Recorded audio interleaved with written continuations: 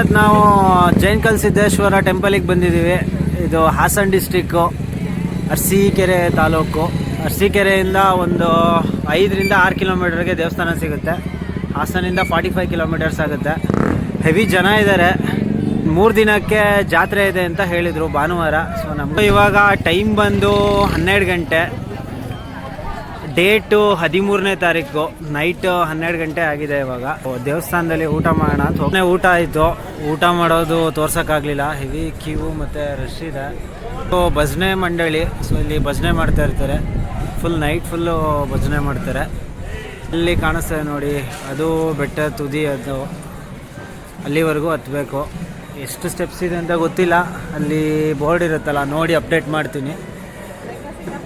ಇಲ್ಲಿ ಎಲ್ಲರೂ ಇದೇ ಥರ ಕೂತ್ಕೊಂಡು ಊಟ ಮಾಡ್ತಿರ್ತಾರೆ. ಎಲ್ಲಿ ಬೇಕಲ್ಲಿ ಕೂತ್ಕೊಂಡು ಊಟ ಮಾಡ್ಬೋದು. ಈ ದೇವಸ್ಥಾನದ್ದು ಇನ್ನೊಂದು ಸ್ಪೆಷಲ್ ಏನು ಅಂತ ಹೇಳಿದ್ರೆ, ಪ್ರತಿ ಹುಣ್ಣಿಮೆಯಲ್ಲೂ ಪೂಜೆ ಇರುತ್ತೆ, ಜಾತ್ರೆ ಇರುತ್ತೆ.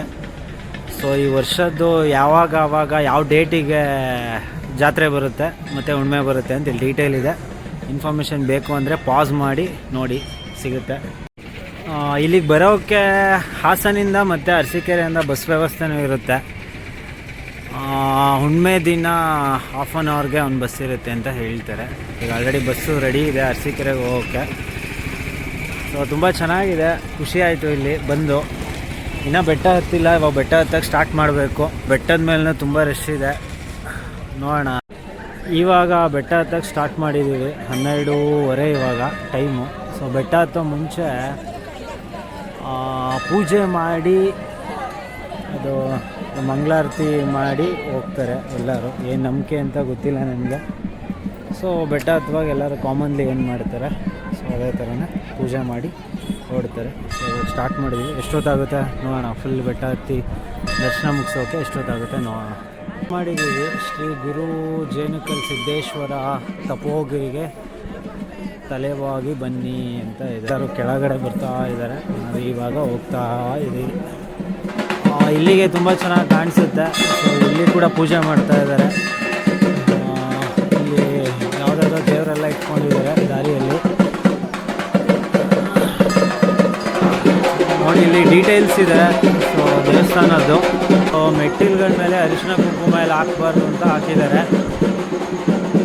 ಸೊ ಪಂಚೆ ಶರ್ಟು ಹಾಕ್ಕೊಂಡು ಹೋಗಬೇಕು, ಲೇಡೀಸು ಸ್ಯಾರಿ ಹಾಕ್ಕೊಂಡು ಬರಬೇಕು ಅಂತ ಹಾಕಿದ್ದಾರೆ ಬೋರ್ಡು. ಸೊ ಅದನ್ನೆಲ್ಲ ಕಡೆ ದೇವಸ್ಥಾನದಲ್ಲೂ ಫಾಲೋ ಮಾಡಬೇಕು. ಯೂಶ್ವಲಿ ಇಂಡಿಯನ್ಸ್ ಎಲ್ಲರೂ ಮಾಡ್ತಾರೆ. ಎಲ್ಲರೂ ಬೆಟ್ಟ ಹತ್ತಿ ಇಳಿತಾ ಇದ್ದಾರೆ. ನಾವು ಇವಾಗ ಸ್ಟಾರ್ಟ್ ಮಾಡಿದ್ವಿ 12:30 ಇವಾಗ. ಸ್ಟೆಪ್ಸು ತುಂಬ ಹೈಟ್ ಇದೆ, ಮಕ್ಕಳೆಲ್ಲ ಹತ್ತುತ್ತಾ ಇದ್ದಾರೆ. ಸೊ ಕೆಳಗಡೆ ಈ ಥರ ಕಾಣಿಸುತ್ತೆ. ಸೊ ಮೆಟ್ಲು ತುಂಬ ಹೈಟ್ ಇರೋದ್ರಿಂದ ತುಂಬ ಕಷ್ಟ ಆಗ್ತಾಯಿದೆ. ಏಜ್ ಆದವರೆಲ್ಲ ಸ್ವಲ್ಪ ಕಷ್ಟ ಅಂತ ಅನಿಸುತ್ತೆ ಹತ್ತೋದು. ಇನ್ನು ಒಂದು 30-35 ಸ್ಟೆಪ್ಸ್ ಏನೋ ಹತ್ತಿದ್ದೀವಿ. ಇವಾಗಲೇ ಸುಸ್ತಾಗ್ತಾಯಿದೆ. ಸ್ಟೆಪ್ಸ್ ಹತ್ತಿ ಸುಸ್ತಾದರೆ ಕೂತ್ಕೊಳ್ಳೋಕೆ ಜಾಗ ಎಲ್ಲ ಮಾಡಿದ್ದಾರೆ. ಏಜ್ ಆಗಿರೋ ನೀಟಾಗಿ ಹತ್ತಿ ಇಳಿತಾ ಇದ್ದಾರೆ. ನಮಗೇನೆ ಹತ್ತಿ ಇಳಿಯೋಕೆ ಆಗ್ತಾಯಿಲ್ಲ, ಕಷ್ಟ ಆಗ್ತಾಯಿದೆ. ಸೊ ಇವಾಗಿನವರು ಸ್ಟ್ರೆಂತ್ ಕಡಿಮೆ ಅಂತ ಇಲ್ಲೇ ಅರ್ಥ ಆಗುತ್ತೆ. ಬೆಳಗ್ಗೆ ಎಲ್ಲ ತುಂಬ ಬಿಸಿಲಿರುತ್ತಂತೆ. ಮೇಲ್ಗಡೆ ಶೀಟೆಲ್ಲ ಹಾಕಿದ್ದಾರೆ, ಬಟ್ ಆದರೂ ತುಂಬ ಬಿಸಿಲಿರುತ್ತೆ ಅಂತ ಹೇಳ್ತಾರೆ.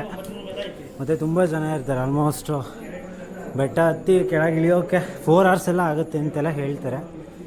ಸೊ ನೈಟ್ ಆಗಿರೋದ್ರಿಂದ ಹತ್ತೋರು ಕಡಿಮೆ ಇದ್ದಾರೆ, ಇಳಿಯೋರೇ ಜಾಸ್ತಿ ಇದ್ದಾರೆ. ಇಂಡಿಯಾದಲ್ಲಿ ಏನು ಸಿಗಲಿಲ್ಲ ಅಂದ್ರೂ ಇದಂತೂ ಸಿಕ್ಕೇ ಸಿಗುತ್ತೆ. ಎಲ್ಲೇ ಹೋದರೂ ಲೆಟರ್ಸ್ನ ಕಲ್ ಮೇಲೆ ಎಲ್ಲ ಕಡೆ ಬರೆಯೋದು ಓಕೆ, ಬಟ್ ದೇವಸ್ಥಾನಕ್ಕೆ ಹೋಗೋ ಜಾಗದಲ್ಲೂ ಬರೆಯೋದು ಇಷ್ಟ ಆಗಲಿಲ್ಲ. ಬೆಟ್ಟ ಹತ್ತುವಾಗ ನೀರು ಕುಡಿಯೋಕ್ಕೆ ಕಷ್ಟ ಆಗುತ್ತೆ ಅಂತೇಳಿ ನೀರಿನ ವ್ಯವಸ್ಥೆ ಕೂಡ ಮಾಡಿದ್ದಾರೆ. ಸೊ ಚೆನ್ನಾಗಿದೆ ಮೇಂಟೆನೆನ್ಸ್. ಸೊ ಎಷ್ಟು ಡೀಪ್ ಇದೆ ಅಂತ ನೋಡ್ಬೋದು ನೀವೇನೆ. ತುಂಬ ಅಂದರೆ ತುಂಬ ಡೀಪ್ ಇದೆ.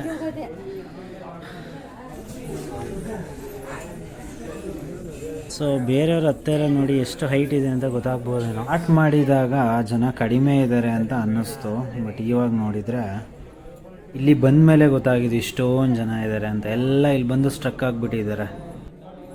ಅಂದ್ಕೊಂಡೆ 12 ಗಂಟೆ ರಾತ್ರಿಲಿ ಯಾರು ಇರ್ತಾರೆ ಅಂತ. ಇಷ್ಟೊಂದು ಜನ ಇದ್ದಾರೆ. ಇಲ್ಲಿ 1101 ಮೆಟ್ಟಿಲುಗಳಿದೆ ಟೋಟಲ್ಲು. ಅದನ್ನೆಲ್ಲ ಹತ್ಕೊಂಡು ಬಂದು ಮೇಲೆ ದೇವ್ರು ನೋಡಿದಾಗ ಆಗೋ ಖುಷಿ ಇದೆಯಲ್ಲ, ಡೇ ಅಂತಲೇ ಅನ್ನಿಸ್ತಾ ಇದೆ, ನೈಟ್ ಅಂತ ಅನ್ನಿಸ್ತಾನೆ ಇಲ್ಲ. ಇದೇ ದೇವ್ರದ್ದು ಪಾದಕ್ಕೇನೆ ಇಲ್ಲಿ ಪೂಜೆ ಮಾಡೋದು. ಇಷ್ಟು ಮೇಲೆ ಹತ್ಕೊಂಡು ಸುಸ್ತು ಮಾಡ್ಕೊಂಡು ಬಂದಮೇಲೆ ದೇವ್ರ ಪಾದನ ನೋಡಿದ್ಮೇಲೆ ಎಲ್ಲ ಸುಸ್ತು. ದೇವರೇ ಎಲ್ಲರಿಗೂ ಒಳ್ಳೇದು ಮಾಡಪ್ಪ ಅಂತ ಕೇಳ್ಕೊಂಡು ಪ್ರಸಾದ ಇಸ್ಕೊಳ್ಳೋಣ ಅಂತ ಬಂದೆ. ಇವಾಗ ಟೈಮ್ ಬಂದು 1:15 ಆಗಿದೆ. ದೇವ್ರನ್ನ ನೋಡೋಕ್ಕೆ ಯಾವುದೇ ಟೈಮಿಂಗ್ಸ್ ಇರಲ್ಲ ಅಂತ ಹೇಳೋಕ್ಕೆ ಇಲ್ಲಿ ಜನ ನೋಡಿದ್ರೆ ಗೊತ್ತಾಗುತ್ತೆ. ಹುಣ್ಣಿಮೆ ದಿನ ರಾತ್ರಿ ಫುಲ್ ಹೀಗೇನೆ ಇರುತ್ತಂತೆ, ಇಲ್ಲಿ ಫುಲ್ ಓಪನ್ ಇರುತ್ತೆ.